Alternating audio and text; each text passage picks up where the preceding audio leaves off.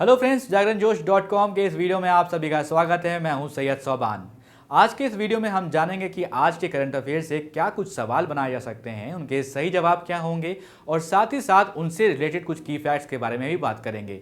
साथ ही साथ इस वीडियो के एंड में आपको एक सवाल देंगे जिसका जवाब आपको हमें कमेंट बॉक्स में लिख कर देना होगा।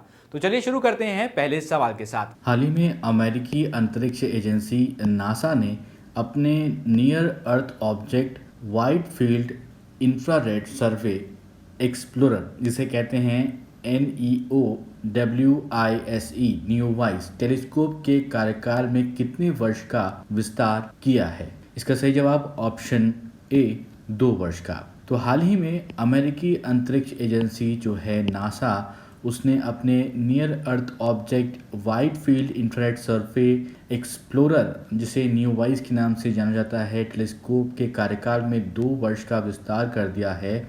इस विस्तार के पश्चात नासा का ये near earth object NEO hunting space telescope जून 2023 तक कार्य करेगा। दिसंबर 2009 में wide field infrared survey explorer वाइज मिशन के रूप में लॉन्च किया गया ये टेलीस्कोप मूलतः अवरक्त तरंग दैर्घ्य के माध्यम से संपूर्ण आकाश का सर्वेक्षण और क्षुद्रग्रहों, सितारों और गहरे अंतरिक्ष में दिखाई देने वाली कुछ आकाश गंगाओं का पता लगाने का कार्य कर रहा था। बढ़ते हैं अगले सवाल पर। अगला सवाल है, हाल ही में अमेरिकी सैनिकों ने 20 वर्ष के लंबे युद्ध के बाद किस देश के सबसे बड़े एयरबेस को खाली कर अपने सैन्य अभियानों को प्रभावी ढंग से समाप्त कर दिया। इसका सही जवाब ऑप्शन सी अफगानिस्तान। दोस्तों, आपको बता दें कि हाल ही में अमेरिकी सैनिक ने 20 वर्ष के लंबे युद्ध के बाद अफगानिस्तान के सबसे बड़े एयरबेस को खाली कर अपने सैन्य अभियानों को प्रभावी ढंग से समाप्त कर दिया है।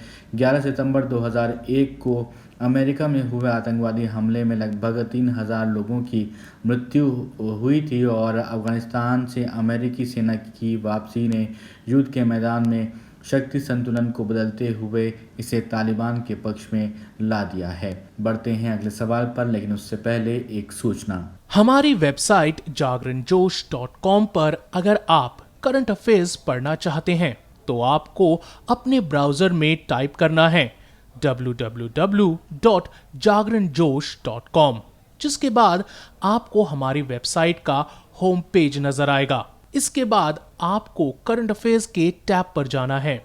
जब आप करंट अफेयर्स टैब पर क्लिक करेंगे तो आपको कुछ इस तरह से पेज नजर आएगा।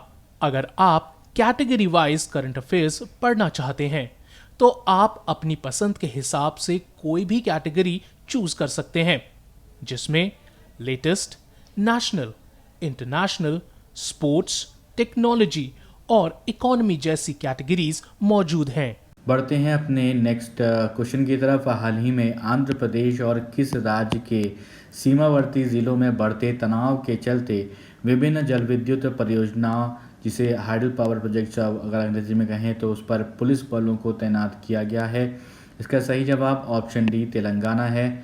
आपको बता दें कि हाल ही में आंध्र प्रदेश और तेलंगाना के सीमावर्ती जिलों में बढ़ते तनाव के चलते विभिन्न जल विद्युत परियोजनाओं पर पुलिस बलों को तैनात किया गया है। आंध्र प्रदेश ने कृष्णा नदी प्रबंधन बोर्ड में शिकायत की है कि तेलंगाना द्वारा बिजली उत्पादन हेतु श्रीशैलम परियोजना के जल का प्रयोग किया जा रहा है। कृष्णा नदी प्रबंधन बोर्ड ने अपने हालिया आदेशों में तेलंगाना से बिजली उत्पादन बंद करने को कहा था। तेलंगाना सरकार द्वारा कृष्णा नदी प्रबंधन बोर्ड के आदेशों की अवहेलना के कारण तनाव पैदा हो गया है। बढ़ते हैं अगले सवाल पर। सवाल है, 23 जुलाई को होने वाले टोक्यो ओलंपिक्स के उद्घाटन समारोह में भारतीय दल के ध्वजवाहक के रूप में निम्नलिखित में से किसे चुना गया है। इसका जो सही जवाब है वो है option D MC Mary Kom और मनप्रीत सिंह। दोस्तों, आपको बता दें कि 6 बार की विश्व चैंपियन मुक्केबाज मैरी कॉम को कौन नहीं जानता, और साथ ही साथ पुरुष हॉकी टीम के कप्तान मनप्रीत सिंह टोक्यो ओलंपिक के उद्घाटन समारोह में भारत के ध्वजवाहक होंगे। और इन खेलों में भारत की तरफ से पदक के सबसे बड़े दावेदारों में से एक पहलवान बजरंग पुनिया 8 अगस्त 2021 को समापन समारोह में भारतीय ध्वजवाहक की भूमिका निभाएंगे। बढ़ते हैं अगले सवाल पर। सवाल है, हाल ही में किस देश ने बेहतर मौसम पूर्वानुमान के लिए एक नया उपग्रह FY3E लॉन्च किया है। तो इसका जो सही जवाब है वो है ऑप्शन ए चीन। तो चीन ने 5 जुलाई 2021 को एक नया मौसम उपग्रह सफलतापूर्वक प्रक्षेपित किया और ये देश की मौसम पूर्वानुमान क्षमता को बढ़ाने की अलावा जो है विश्व के बर्फ़ से ढके हिस्से और समुद्र की सतह के तापमान की भी निगरानी करेगा। FY-3E नाम का ये उपग्रह असैन्य सेवा के लिए सुबह के समय के लिए विश्व का पहला मौसम उपग्रह होगा। ये 8 साल तक सेवा देगा। तो दोस्तों एक इम्पॉर्टेंट बात और आपको बता दें कि जो FY-3E इसको नाम दिया गया है, तो FY से जो फुल फॉर्म है वो है फेन GYUN फेनग्यून। तो ये जो है चाइना की तरफ से प्रक्षेपित कर दिया गया है सफलतापूर्वक। बढ़ते हैं अगले सवाल पर। सवाल है श्रीलंकाई क्रिकेट बोर्ड ने बल्लेबाज भानुका राजपक्षे पर खिलाड़ियों के अनुबंध के उल्लंघन को लेकर कितने डॉलर का जुर्माना लगाया? इसका सही जवाब ऑप्शन बी $5000। तो श्रीलंकाई क्रिकेट बोर्ड ने बल्लेबाज भानुका राजपक्षे पर खिलाड़ियों के अनुबंध के उल्लंघन को लेकर $5000 का जुर्माना लगाया। श्रीलंका क्रिकेट बोर्ड ने उन्हें क्रिकेट के सभी प्रारूप से खेलने पर भी 1 साल के जो है लिए प्रतिबंध लगा दिया है और साथ ही साथ उनको 2 साल के लिए निलंबित भी किया गया। श्रीलंका क्रिकेट ने बयान जारी कर ये कहा कि जो है जांच में राजपक्षे को खिलाड़ियों के 2019 और 20 के अनुबंध के उल्लंघन का दोषी पाया गया, जिसके बाद उन पर सभी प्रारूप से 1 साल का प्रतिबंध लगाया गया है। बढ़ते हैं अपने अगले सवाल पर। अगला सवाल भी क्रिकेट की दुनिया से जुड़ा हुआ है। हाल ही में इंग्लैंड के किस तेज गेंदबाज ने फर्स्ट क्लास क्रिकेट में 1000 विकेट पूरे कर लिए हैं? और इसका जो सही जवाब है, जो भी क्रिकेट में रुचि रखता है वो कौन नहीं जानता है जेम्स एंडरसन को। और इंग्लैंड के तेज़ गेंदबाज हैं जेम्स एंडरसन। उन्होंने एक और बड़ी उपलब्धि हासिल करी है। जेम्स एंडरसन ने प्रथम श्रेणी क्रिकेट में 1000 विकेट माफ़ कीजिएगा पूरे किए हैं। उन्होंने ये उपलब्धि लंकाशायर की ओर से खेलते हुए केंट के खिलाफ काउंटी मैच के दौरान हासिल की। एंडरसन इस सदी में 1000 प्रथम श्रेणी क्रिकेट पूरे करने वाले 14वें गेंदबाज और 5वें तेज़ गेंदबाज हैं। जेम्स एंडरसन ने 261 फर्स्ट क्लास मैचेस में अब तक 1002 विकेट अपने नाम कर लिए हैं। तो अब वो सवाल जिसका जवाब हमने आपसे पिछले वीडियो में पूछा, इंटरनेशनल डे ऑफ कोऑपरेटिव्स निम्न में से किस दिन मनाया जाता है? सही जवाब जुलाई के पहले शनिवार को।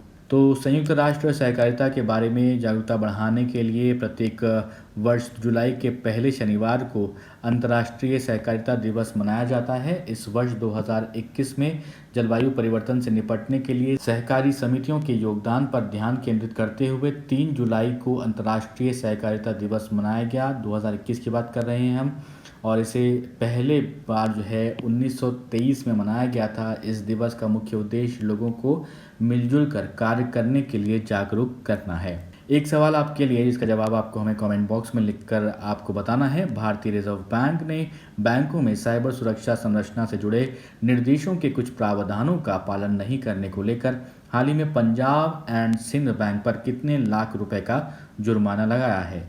आपके ऑप्शंस 15 लाख रुपए, ऑप्शन बी 35 लाख रुपए, ऑप्शन सी 25 लाख रुपए या फिर ऑप्शन डी 20 लाख रुपए। आप अपने जवाब कमेंट बॉक्स में लिखकर हमें बताएं। ये वीडियो पसंद आया हो तो लाइक करें, इस वीडियो को अपने दोस्तों के साथ भी शेयर करें, और अभी तक आपने हमारे चैनल को सब्सक्राइब नहीं किया है तो ज़रूर सब्सक्राइब करें और साथ ही साथ अपना ध्यान रखें। और अभी भी ये समझ के चलें कि अगर आप बाहर जा रहे हैं तो पूरी सावधानियों के साथ जो है बाहर जाएं, क्योंकि जो थर्ड वेव को एक्सपेक्ट किया जा रहा है वो ऊपर वाला करे ना आए हमारे देश में। इसलिए अगर बहुत ज़्यादा ज़रूरी है तभी बाहर जाएं, और वरना अपने घरों में ही रहें, सुरक्षित रहें। बाहर निकलना पड़ रहा है तो कोशिश करें कि सारे जो भी प्रोटोकॉल्स हैं सरकार की तरफ से जारी किए गए हैं, मास्क लगाएं, हैंड को सैनिटाइज करते रहें, साथ ही साथ सोशल डिस्टेंसिंग का भी ध्यान रखें। स्वस्थ रहें, मस्त रहें।